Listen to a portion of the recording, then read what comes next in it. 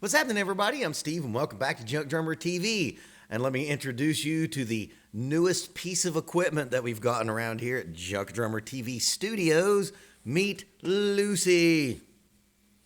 What's up? What are you doing? Tell them what's up. So she's inevitably going to go poop somewhere in my studio, so I may have to stop this video and go clean that up. Today is a story time video. I told this story to a student of mine last week, and I thought it would make a decent little video here. So I'm going to tell you about the first time that I ever saw Tony Royster Jr., and I think I probably have the most unique story in encountering him. I went to PASIC 96 in Nashville as a sophomore or freshman in college. And if you've never been to PASIC, PASIC is this thing called the Percussive Arts Society International Convention. Percussive Arts Society is I don't know, it's like the Moose Club for drummers, kind of, but with like a better newsletter. If you've ever been there, it's fucking heaven for drummers because it's one part merchandise convention, and then one part and educational seminars, and then just like one part drummer party. If you ever get a chance to go to PASIC. So we were at PASIC 96, and man, I was just this simple hillbilly kid at a college who told me to go to a place, and I went to that place, and I had no idea what to expect because this is pre-internet. This is going to be a recurring theme in this video. This is very pre-internet, although I think I was in my first Yahoo chat room a couple years after this, but you know what I'm saying. Go to PASIC, and man, it's wonderful. It's heavenly. It is heaven on earth if you are a drum nerd. And in 1996, as an 18 or 19-year-old kid, I was very much a drum nerd. Still am today. But here's the best part about PASIC. When they put on their convention in the town or city that they're in, drums kind of take over. And during the day, you have the convention proper. And then at night, all of the bars and cafes, they have drummer-centric events. And I don't know how I ended up at this particular bar to have seen Tony Royster Jr. But before I get into that, this is also the trip that I got to see Elvin Jones for the only time. I was going to say for the first time, but it's the only time I ever saw Elvin Jones. We knew that the end of the one convention day that if you got to this one, it was a coffee house or something similar to that. Didn't really have coffee houses in the 90s, but something like that, where the Elvin Jones and the Jazz Machine was playing. And my buddy Vince, shout out Vince if you ever get to see any of these videos, we were in the lobby of the hotel room or the hotel that we're staying at, and we were talking about how can we get to this Elvin Jones show? Now, this is 1996. This is before Uber. This is before Lyft.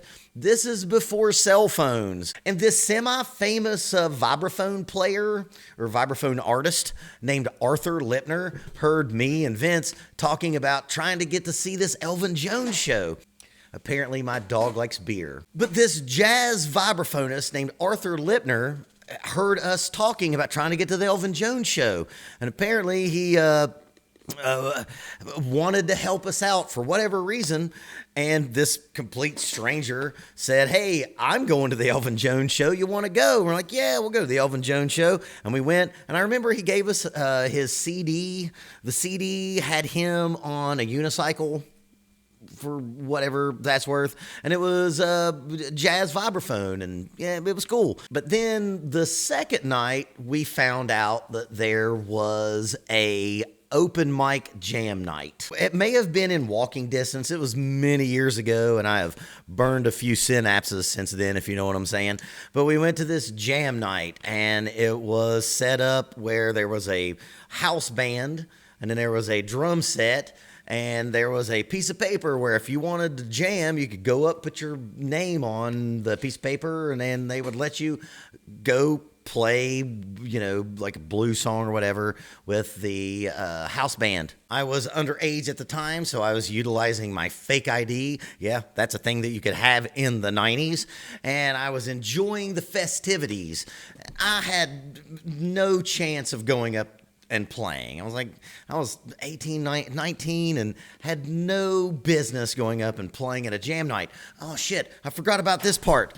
Bernard Pretty Purdy was at this open mic jam night, and he was sitting front of the stage. Like, I'm sure this isn't true, but I just imagine him like sitting on a throne. I remember he was dressed immaculately, and I know that he had like a hat on, and he had a suit, and he looked fucking cool as shit. And Bernard Purdy was presiding over the festivities of that night, right? And all these drummers who were got up, and I can't remember what any of them did, but I'm sure that they played in a way to try to impress Bernard Pretty Purdy. Then this mom and dad and two small children came in. And I remember this image. It was a dad like holding the hand of a small boy who looked to be 9, 10, or 11. I should have looked up on Wikipedia how old he was to know how old he would have been in 1996. And it's seared in my memory, this mom holding like a baby girl, like a small baby girl. This stood out because this was a bar. We were at a bar. Remember, I was using the aforementioned fake ID.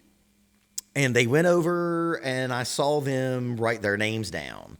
And I was like, oh, Dad brought the family to come see him play at the PASIC-sponsored jam night here somewhere in Nashville. But that's not what happened, because this little kid. And before I tell this story, I want you to remember this is 1996. This is decades before your Instagram was crammed full of children who can take your lunch money from playing drums. Like, the idea of really young children being great at music wasn't a thing in 1996. It's now commonplace. I wake up every day and go through my social medias, and inevitably someone has tagged me in a video of a 4-year-old playing like Chameleon better than the original, right? But this wasn't a thing back then. This small child gets up on stage. 11, I'm going to say 11. I'm not sure if exactly that was his age, but I'm going to say 11. And this 11-year-old came up. And I don't remember what song they played. I don't remember any of that. I just remember seeing the best drummer that I'd ever seen. And he hadn't hit puberty yet. The crowd was silent. And remember, this is a crowd full of obnoxious drummers who were lubricating themselves with alcoholic beverages. So it was loud as shit before that. And Tony Royster Jr. gets up and plays like the best shit on drums that I'd ever seen by adults. And it seemed impossible. It seemed like we were watching like a glitch in the Matrix. How could he have even been alive long enough to practice the amount of time to get you to the excellency that he was displaying to everyone in the crowd and Bernard Pretty Purdy? It was mind-boggling. I'm still mind-fucked to this day. And I get all those videos of kids destroying it. But it wasn't like that back then. Maybe it was, and we didn't have social media to share it. But he was an anomaly. He was impossible. It shouldn't have happened what he was able to do at that age. And I remember like him playing whatever song it was and destroying it and getting just like the biggest like Hulk Hogan in the 80s pop from the crowd. And I'll never forget all of these hapless drummers who had signed up on the little piece of paper to come up and play at the Jam Night open mic in front of Bernard Purdy, and them coming up and erasing their names off the list because no one wanted to follow Tony Royster Jr. at 11 or 12 playing better than anything that you'd ever seen. Now, I knew that it was Tony Royster Jr. only because a couple years after that, he did a instructional video with Dennis Chambers. Was there another drummer in that video? Comment section, let me know. And this kid, I got the VCR tape at the time. I was in college. Probably one of the guys that I was in college with had it. And I was like, that's the kid from Nashville that came up and demolished the drum set in front of Bernard Purdy and all of the other drummers who thought that they were going to pull it out and have their, star-making moment. I remember like thinking, okay, I'm at a crossroads. I can either watch this and decide that I'm going to just quit. I was in music school at the time. I was kind of priced in.